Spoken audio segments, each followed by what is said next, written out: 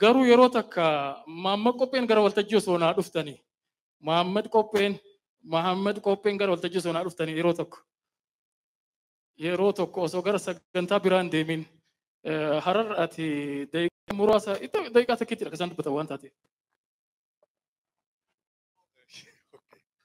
Galatooma sagantaa ajaa'ibaati dhugaa baay'ee gammannee jirra.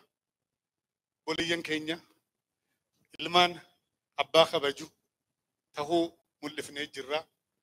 Carraa kanaan magaalaa Dirree Dhawaadhaa fagoosanii osoo hojii adda addaa qabannu osoo boqonnaa hin qabne har'aan tana isaa fi itti gaafatamaa paartii badhaadhinaa Obbo Ibraahim Yuusuf fi garee isaanii wajji jiru asitti nu jidduutti argamanii jiranii isinilleen akka hubattan akka nu sinattan. Ilmi abbaa caalu jechuun kakkanaati. Abbaa jala deemu, abbaa kabaju, kabajaan ifii guddaa ifii kabajuun, goota ifii kabajuun, if kabaju waan ta'eef jecha jara kanattis hunda keessanitti baay'ee gammannee jirra. Galatoomna.